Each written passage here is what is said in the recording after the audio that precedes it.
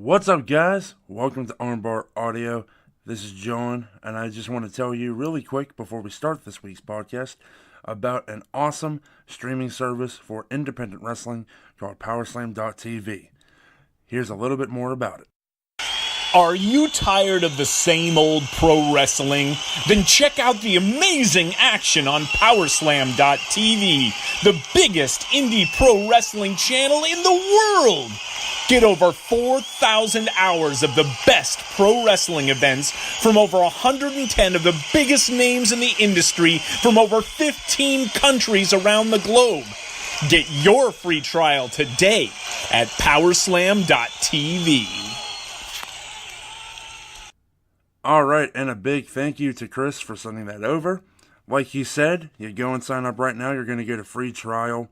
And if you use our code ARMBARAUDIO, that's all capital letters, ARMBARAUDIO, that free trial is going to be for a whole month. So check it out today at PowerSlam.tv. Now let's get to this week's podcast.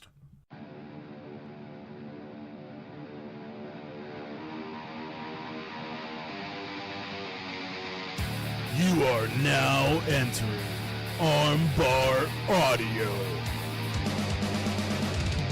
Hello, and welcome to a midweek episode of Armbar Audio. My name's Tim Farley, your host, and next to me, is my trusted companion, John Kearns. What's up, everybody? So, we decided to do a midweek episode because we want to give you more content and more things to love about us at Armbar Audio. Today we're going to be reviewing Stardom's year-end Climax, which happened on Christmas Eve. We're also going to talk about some major news. You all know that on Saturdays we drop our usual episode, but this midweek episode will be more like a regular episode, and Saturday a special on the New Japan Wrestling Kingdom 13. So, let's get into the news. All right. Yesterday, we were deeply saddened to hear the passing of WWE Hall of Famer Mean Gene Okerlund. Mean Gene, as he was named by fellow Minnesotan Jesse the Body Ventura, first came to prominence as an interviewer in the AWA. In 1984, Okerlund made the move to WWE, where he became as recognizable as the superstars he asked the tough questions to, including Macho Man Randy Savage, The Ultimate Warrior, and perhaps Okerlund's greatest guest, Hulk Hogan. Well, you know something, Mean Gene? As the respected and reliable man behind the microphone in WWE, Okerlund branched out from interviewing and provided ringside commentary and hosted several shows, including All-American Wrestling, Tuesday Night Titans, Wrestling Challenge, and Primetime Wrestling. Announcing wasn't all that Okerlund could do with a microphone, as he performed the national anthem at the first WrestleMania in 1985. Later that year, Okerlund would sing Tutti Frutti on WWE's The Wrestling album. In 1993, Okerlund joined WCW, where he continued to interview many of the legends he had worked with in the AWA and WWE, as well as WCW stalwarts like Sting, Diamond Dallas Page, Goldberg, and others. Okerlund returned to WWE in 2001 to call the Gimmick Battle Royal WrestleMania 17 along with Bobby the Brain Heenan, and continued to appear on WWE television programming, including as a cast member on WWE Network's Legends House. He passed away yesterday at the age of 76. And I gotta tell you, John, this one hit me in the feels. I totally agree. It was, he was one of my favorite people in the world. I watched him on Monday Nitro as a kid.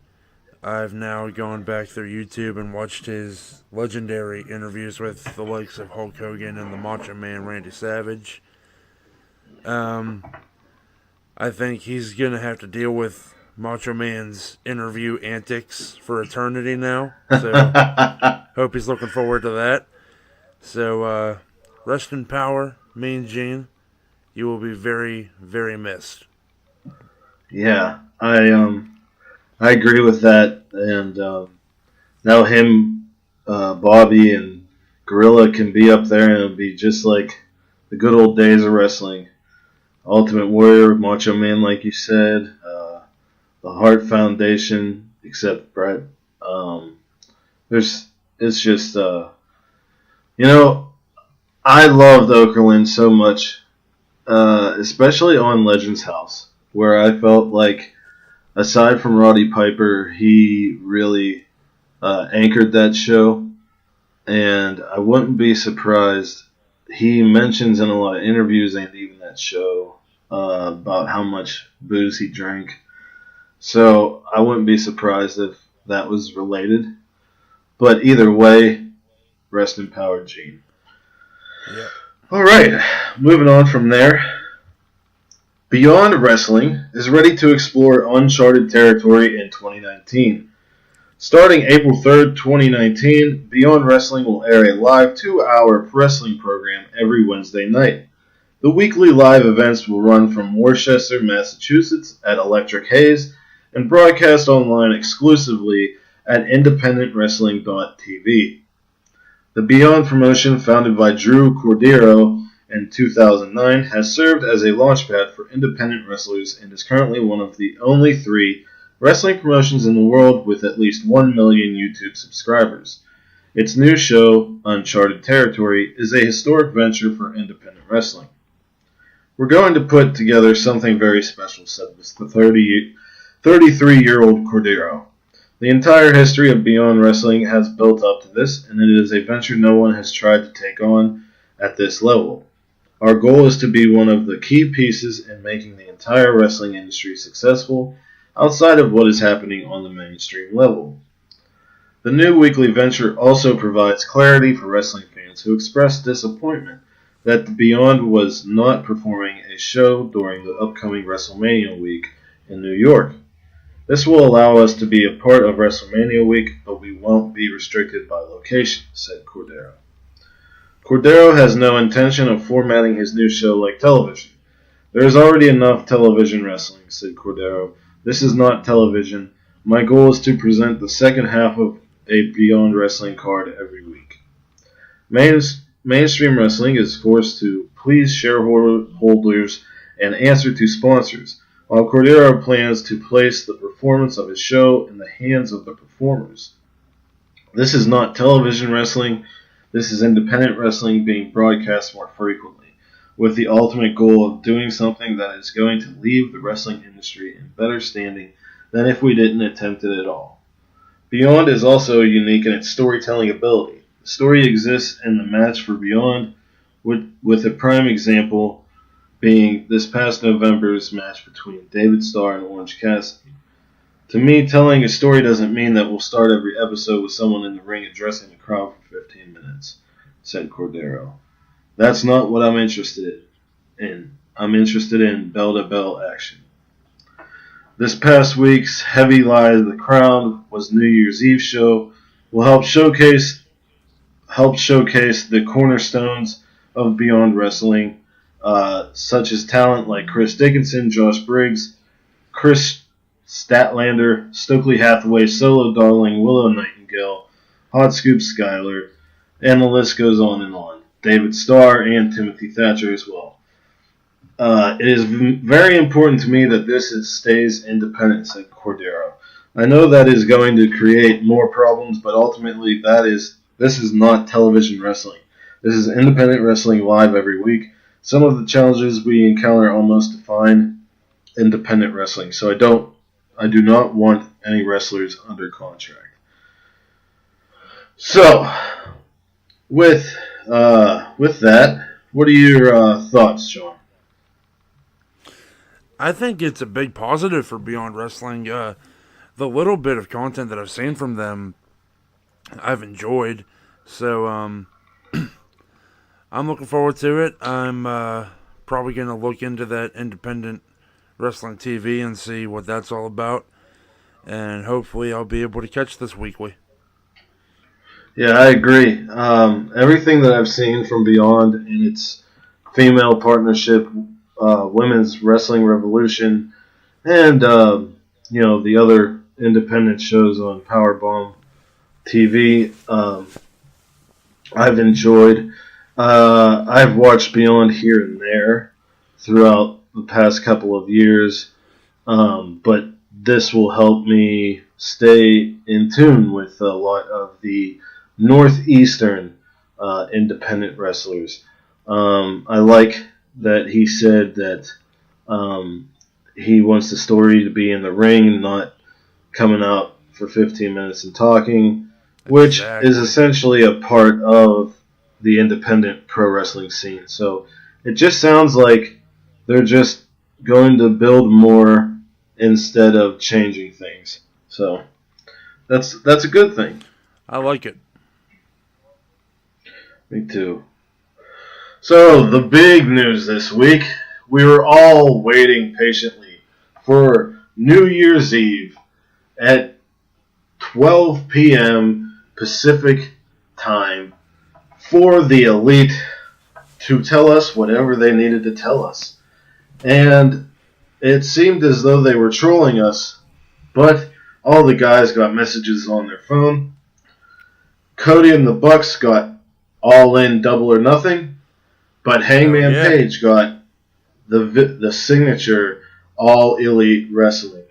Since then, there has been numerous reports about All Elite Wrestling, and we're going to talk about them right now. First of all, the first 5 signed athletes are those 4 that we just mentioned in Brandy Rhodes. Of course, Marty Scurll and Kenny Omega are still in the Elite, but Kenny Omega probably won't sign to it until after Wrestle Kingdom 13 to keep the suspense, and Scurll has to set up his villain enterprises in Ring of Honor before he leaves. Another talent that is going to be in AEW is BJ Whitmer. He was given an offer to guest coach at the WWE Performance Center, and ROH was very upset about it because the last time someone guest coached, aka Steve Corino, he ended up with a job. Right. So BJ thought that this was very disrespectful and immediately left ROH. He has since put on Twitter the picture of the All Elite Wrestling logo, and he seems to be he's going to be more of a backstage role because in Ring of Honor he had kind of left the ring and he had been working in the office behind the scenes as a producer for the promotion. Was said to have been pushed to quit the company. So he will probably be working for Cody and the Young Bucks behind the scenes. Another wrestler that we suspect to sign to AEW is the Fallen Angel Christopher Daniels, as he has not signed back with ROH yet. And, SCU has very tight ties within All Elite Wrestling. Absolutely. And I also saw that one DJ Z is now a free agent, as he is no longer. Yes, I saw that wrestling. Too. So maybe we could. I think that. I think that would be awesome. I think if he doesn't land there, he could definitely land in 205 Live. Oh yeah. But it would be nice to see him in AEW if he decides to stay on outside of WWE, for sure. I want AEW to be the second dog in the fight. Yeah. So, following the official announcement of All Elite Wrestling's launch and reveal of an upcoming rally for a future event entitled Double or Nothing, there are obviously still a ton of details that need to be addressed, some of which we got a little bit of possible info on this morning. While it's been reported that Cody Rhodes has already signed a multi-year AEW deal and the Young Bucks are expected to sign very soon, We still don't know their full involvement with the promotion outside of obviously being members of the roster. Pro Wrestling Sheet's Ryan Satin is reporting today that a source informed him a few weeks back that Cody's role would include being the executive producer of events and a possible television show. Meanwhile, other members of the Elite would also have backstage roles, including the Young Bucks, who reportedly would be doing the booking, although it was also said that could have changed in the past few weeks as well. Additionally, Satin also notes that there are a number of WWE superstars who aren't pleased with their spots in the company and reportedly will be keeping a close eye on AEW, and sources have confirmed Jacksonville Jaguars co-owner Tony Khan is president of the company. As this is from the Pro Wrestling Sheet via Ryan Satin. As we previously reported, the Khan family has been connected to rumors of All Elite Wrestling since they first began. Our sources say that's because Tony Khan is a big part of AEW, as he'll be serving in the top role of the company. We're told Matt Jackson, Nick Jackson, and Cody Rhodes will serve as executive vice presidents. Sources say keeping the creative team behind All In together was a huge element of the deal. In case you missed it, the group will be holding a rally at TIAA Field next week to announce more details about the follow-up to All In titled Double or Nothing. The rally just so happens to be within walking distance of the SmackDown taping happening on the same day. According to PW Insider, hilarious, that I got it on the first try? No, that it's right, like, in walking distance from that SmackDown taping. Yeah. Oh, I thought you were gonna make fun of how I got PW Insider right twice already. Oh no! Oh yeah, I didn't even notice that, but yeah. The group has already had conversations with multiple networks about a possible TV show in 2019, but no word has on which ones exactly. AEW is also apparently actively talking to talent about signing multi-year contracts. Forbes claims the Khan family is estimated to be worth $6.3 billion. They also own Fulham FC. So while I was talking about, they said the possibility of WWE wrestlers who are not happy keeping an eye on AEW for a change of scenery.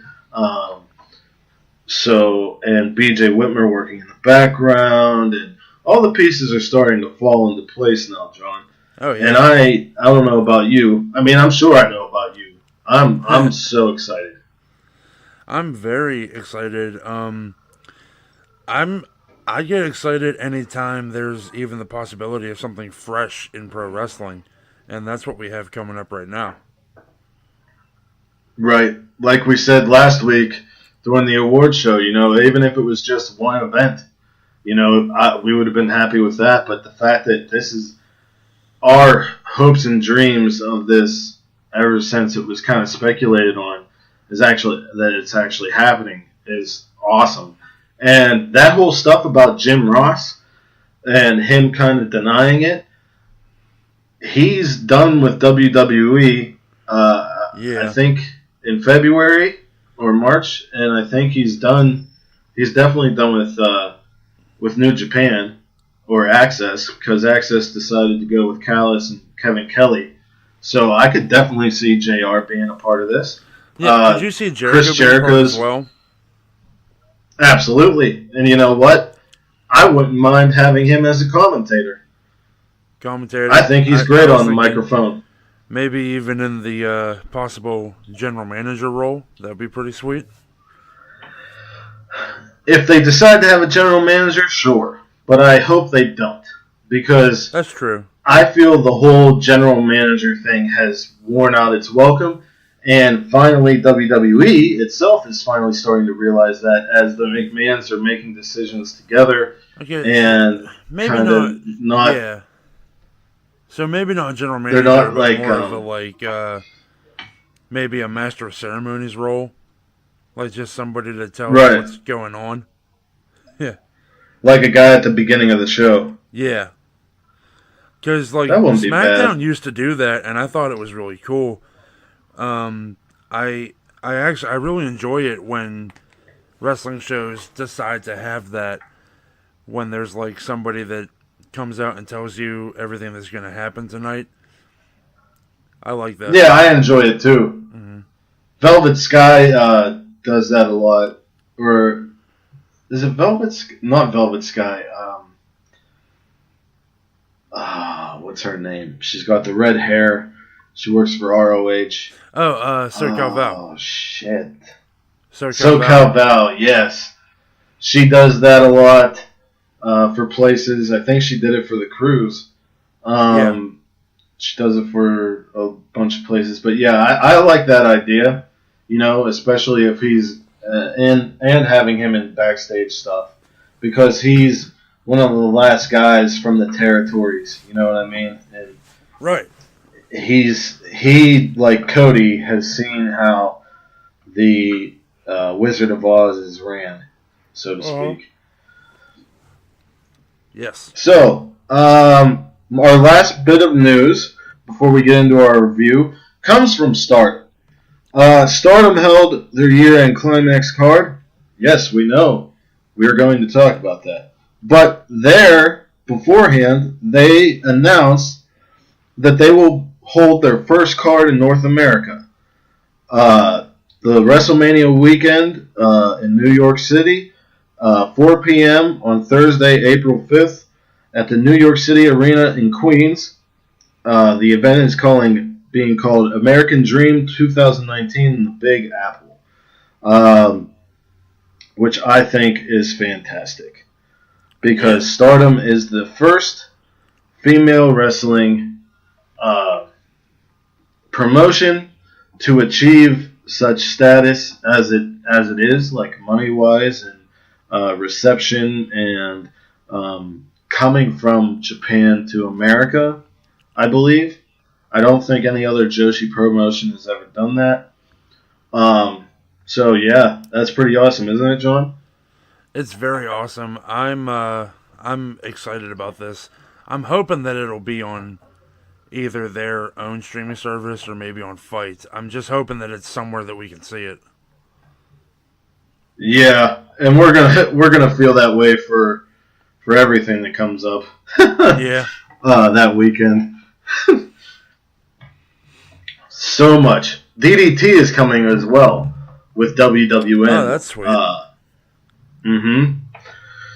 All right, so this week, John and I, the beginning of this week, John and I sat down and watched Stardom's year-end Climax 2018. This comes from Kurokan Hall, so it's a big show, of course.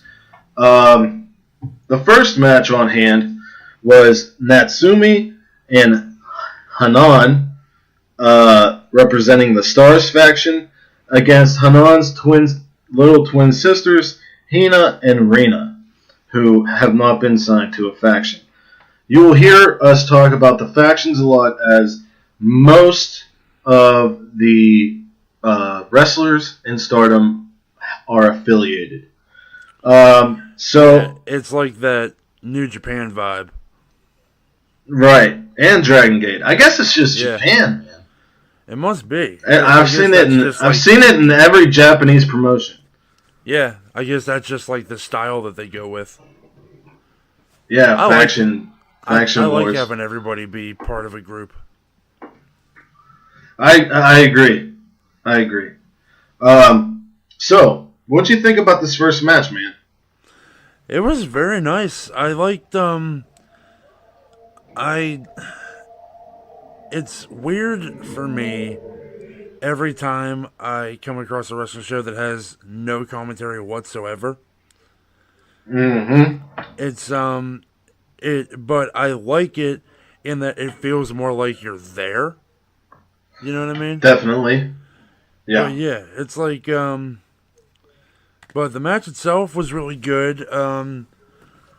I was very impressed with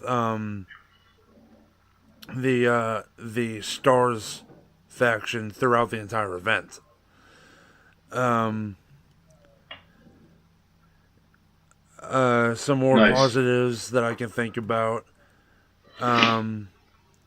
There was a lot of good, like, in the ring action. It wasn't as fast paced as some of the other matches, but it was still good. I agree. And yeah, I think as far as an opener goes, this was a good one to put on. Yeah, I thought it was a great opener because it was like, two younger talents in the Twin Sisters taking on their bigger sister. It was a quick match. It showed off good double teamwork from the twins. They were doing, I believe that Rena hit like 3 modified STOs for 2, and then they double teamed with STOs. There was a lot of like judo type throwing in this match. Yeah. It was a good opener. The second match was Azumi from Queen's Quest against Natsu Sumri from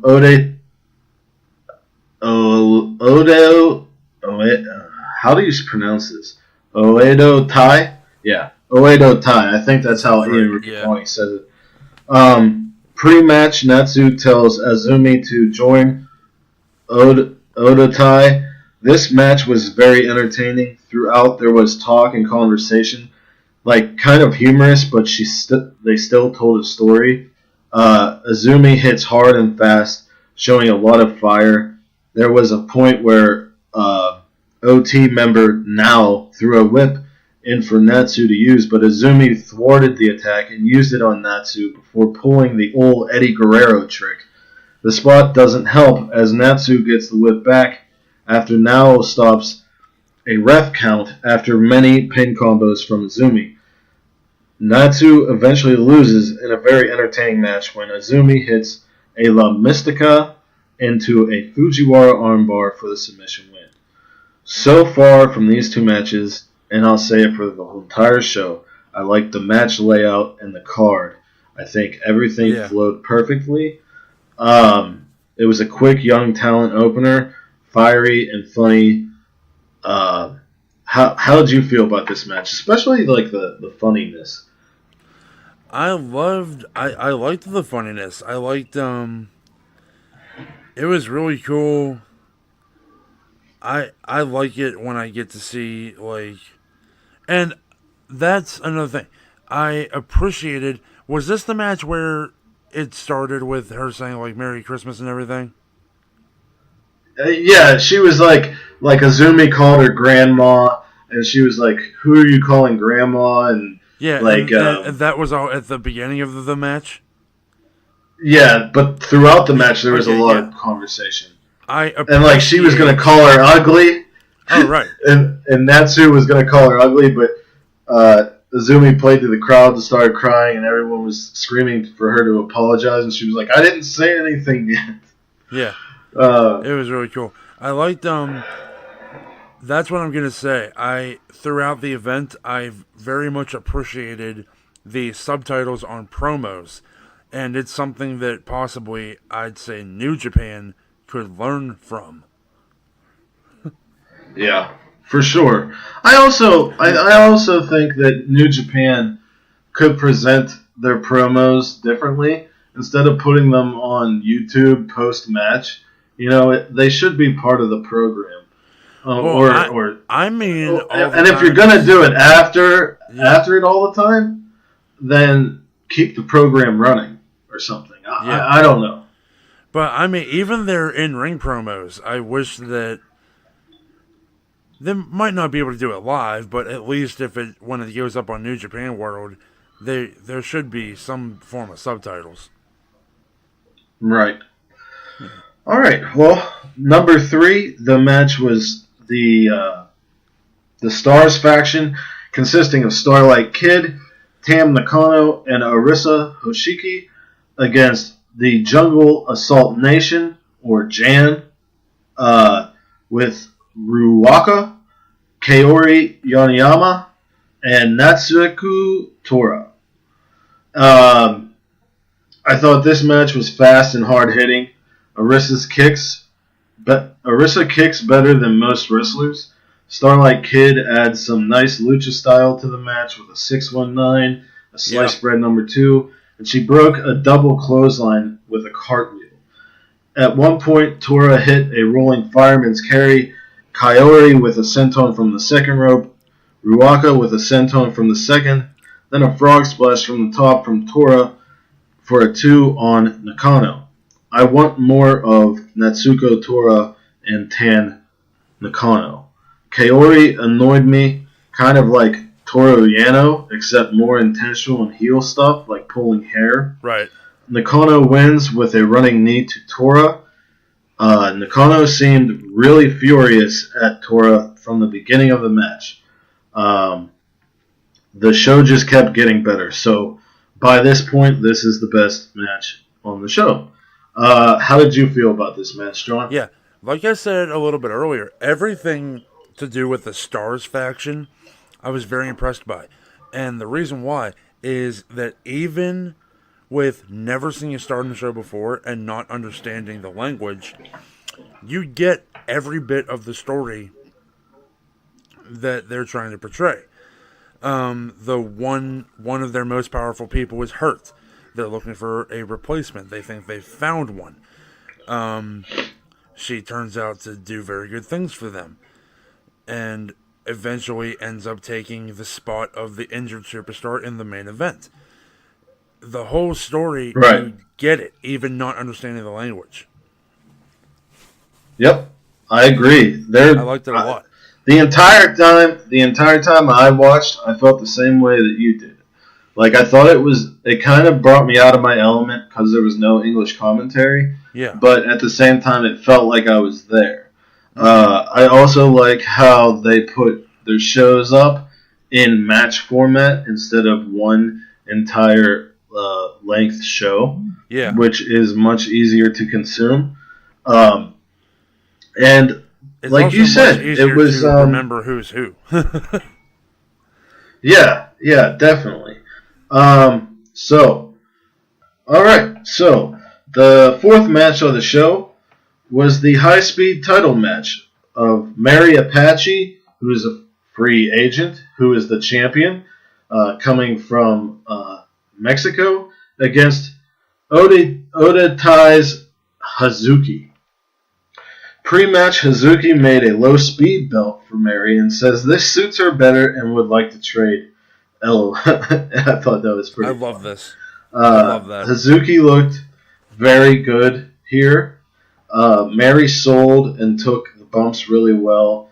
For her age and size, she bumped and rolled through that ring really well.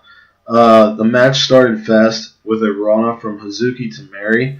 Hazuki had some nice offense with a crossface, a double springboard drop kick, a code breaker, and winning with a shooting star press.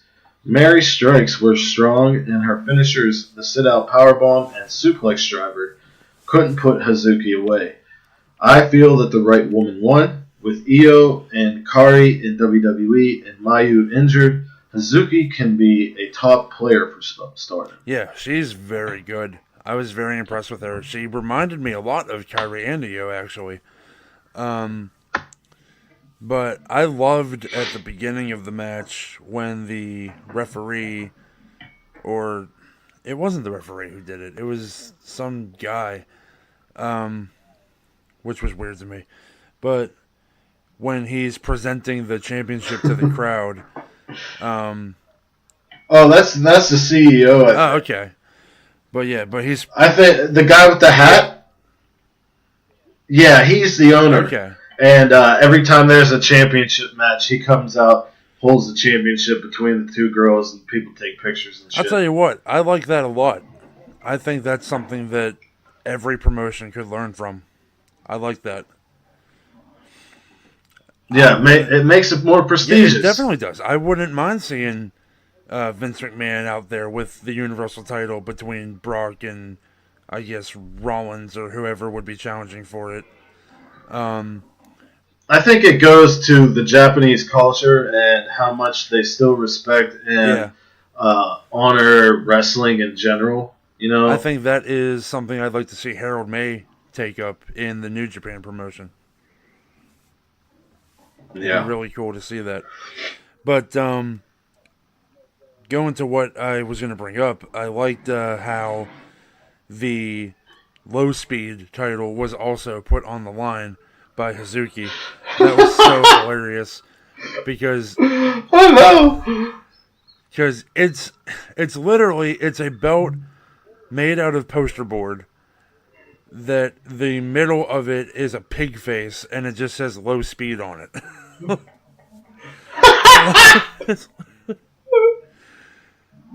Yeah, that's fantastic. Like, there's no way that's not homemade. Like, you know for a fact that that was made by her, like, that day. Right, exactly.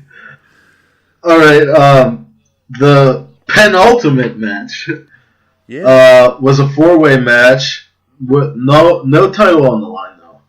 Kagetsu against Hana Kimura, who used to be a member of Odetai.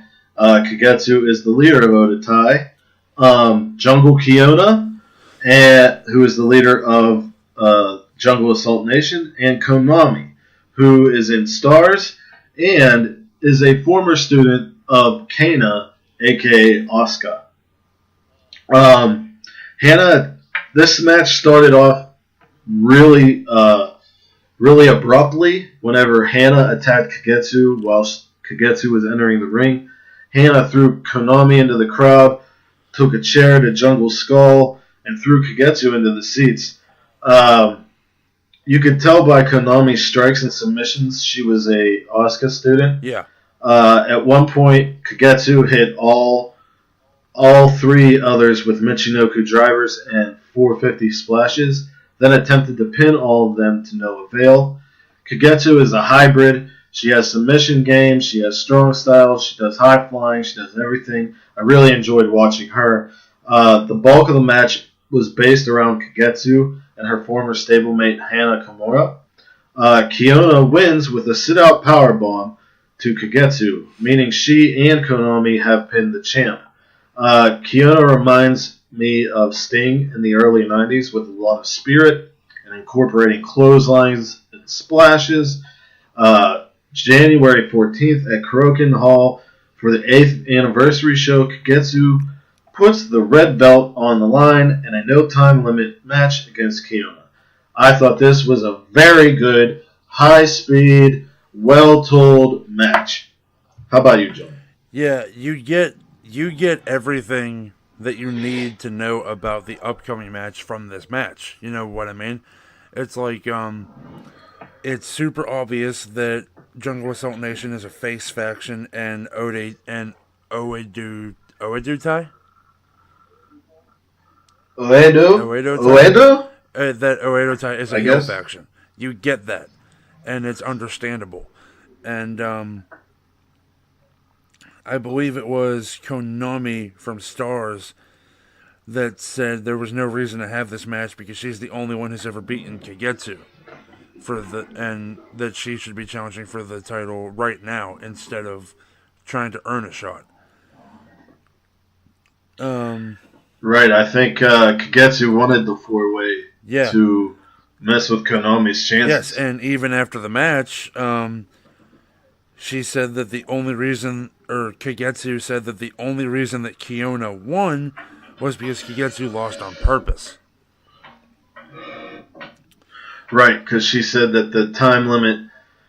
She also gave Kiona a handicap for the next match with the no time limit because apparently Kiona has issues with the time limits.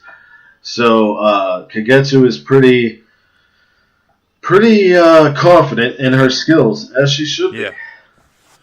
So the last match. That's going to be a cool match. Yeah, I think we're going to cover that show. We should. For sure. Okay, so the last match, the main event, was the Goddesses of Stardom title match, meaning their tag titles. Momo Watanabe and Utami Hayashita of Queen's Quest, who are the champions, coming in against was going to be Mayu Iwatani, but she got hurt, so they replaced her with someone we saw earlier in the show that John referred to. Yeah. Tam Nakano, and Saki Kashima of Stars. Um, this match really turned up when Kashima made the hot tag to Nakano. Yeah. A lot of the beginning was chain wrestling and kind of feeling each other out. And Nakano kneed Utami in the face through the top middle rope, then hit a reverse and regular DDT to Momo and Utami. Momo has beautiful drop kicks and lethal looking kicks. At one point, she nearly killed Kashima as Kashima was coming off the rope, and she just kicked her right in the side of the skull. Nakano with a beautiful crossbody to the outside. Utami picks up the win after a torture rack spin slam. And if there's other words for that move that she uses, let me know, because I don't know, and that's what it looked like to me. This match was awesome. Kashima was the Lucha-esque, Nakano was the Fire, Utami was the Grappler, and Momo was the Striker. All four killed it. How'd you feel about this match? Yeah, well, going into it, on this entire card, Momo Watanabe was the only person I'd ever heard of. Really? Yeah. So, it was nice to see a somewhat familiar face here. That's odd, because Kagetsu and Hazuki and Hana Kimura did a lot with Ring of Honor this past year. Yeah, this past year. But then again, I watched... we didn't really follow Ring them. of Honor, I watched Best in the World. I watched anything that we had to cover on the show. Is what I saw from Ring of Honor. But anyway, yeah, I liked it a lot, dude. Everybody stepped up. Like you said, all four killed it. I was a little disappointed to see Stars not pick up the win because I was so invested in the story, even though it was just the story that I got from this one show. That's good, though. Good, that means that they hooked you as soon as you watched it. That means I already, I know the story, I get the story, I relate to the story. These are the ones I want to win. But right. Yeah, it's like... No, go ahead. I'm sorry. But I think we could see a rematch here because all they got to do is bring up the fact that, well, maybe the only reason we lost was because she had to do 2 matches in one night. Right. Yeah. So you already got a story here. You got it. Now, see, this is the first Stardom show I watched from top to bottom, but I have watched Stardom in the past. Matches here and there, especially with the likes of Chris Wolf, Viper, Tessa Blanchard, Rachel Ellering, Kimberly, people like that. And I really enjoyed watching the entire show. That girl who is with Momo, Utami, she got the Rookie of the Year award, and they're putting a lot of oomph behind her. My thoughts on this entire show was that with Mayu out, Nakano and all of the ladies of this show stepped up. I like the layout of the show, as I said earlier. English commentary should be the next thing Stardom gets, especially with more money coming in now. I think I'd be a little more into it, as well as other Westerners, as not everyone wants to Google and research the wrestlers, stables, and shows. I mean, not everyone's like us, John. They're gonna more Western casual fans will be drawn by that. I'm really glad I watched this show. I give it an 8.5 out of 10, or if you want to say a grade system with A to F, I give it a B plus. Yeah, I think B plus A minus is very fair. Nice. All right.